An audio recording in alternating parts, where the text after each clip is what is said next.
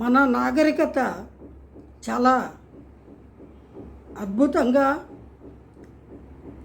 చక్కగా దినదిన అభివృద్ధి చెందుతూ ఉన్న కాలంలో అందులోనే కొన్ని అనాగరిక చర్యలు అనాచారాలు గ్రహించి మేధావులు ఇది సరి అయిన పద్ధతి కాదు, ఇలా ఉండకూడదు, అలా ఉండాలి అనేటువంటి దిద్దుబాట్లు సర్దుబాట్లు ఏర్పాట్లు చేస్తూ వచ్చారు.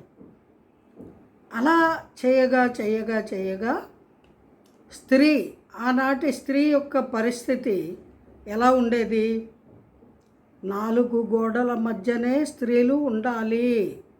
పురుషుడు బయట ప్రపంచాన్ని చూస్తూ ఉంటాడు, బయట తిరుగుతూ ఉంటాడు, బయటకు వెళ్ళి అన్నీ సంపాదించుకొని తీసుకువస్తాడు. స్త్రీ పనులు ఏమిటి? ఇంటి పట్టున ఉండి ఇంటి పనులు చేసుకుంటూ, అదేనండి హోమ్ మినిస్టర్ అని మనం అంటూ ఉంటాం కదా లేడీస్ని, అంటే ఇంటిని సంసారాన్ని చూడడము స్త్రీ యొక్క బాధ్యత.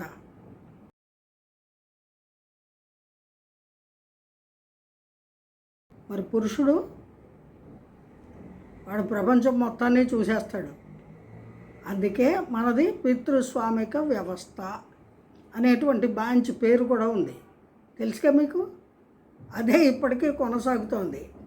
స్త్రీలు ఆస్ట్రోనాట్లుగా అంతరిక్షంలోకి వెళుతున్న రోజులు వచ్చినా కూడా ఇప్పటికీ మనది పితృస్వామిక వ్యవస్థే. కాదు అంటే అలా అబద్ధం చెప్తున్నారు అని అర్థం. కాదు అనడానికి ఏమిటి సాక్ష్యం? స్త్రీలు చదువుకుంటున్నారు, ఉద్యోగాలు చేస్తున్నారు, పెద్ద పెద్ద పదవుల్ని అలంకరిస్తున్నారు, గొప్ప గొప్ప విజయాలు సాధిస్తున్నారు. అయినా ప్రాకృతికంగా స్త్రీయే. స్త్రీ యొక్క మానవ శరీర ధర్మాలు స్త్రీకే ఉంటాయి. పురుషుడు ఎప్పుడు ఒక అడుగు ముందే ఉంటాడు. చాలా ముందు ఉన్నాడులేండి.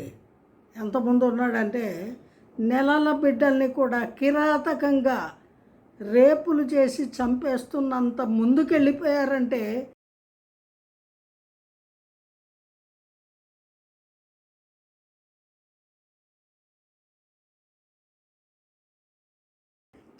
సిగ్గుతో తల వంచుకోండి. యావత్ జాతి మొత్తము తలదించుకోవలసినటువంటి అంశాలు ఇవి. స్త్రీలు పురుషులు, అసలు మనసున్న ప్రతి మనిషి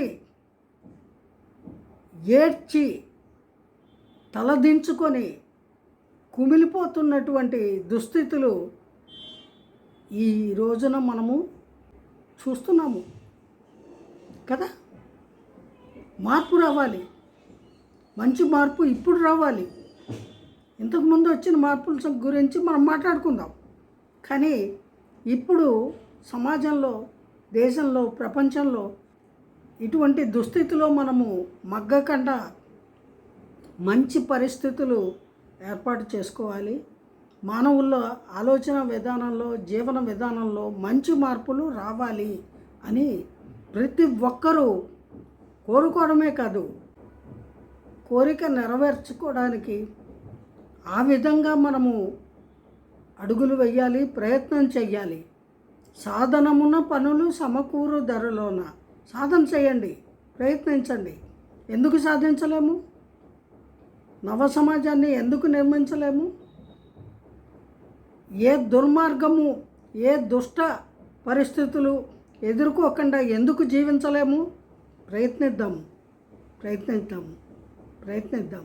జై గురుదేవ.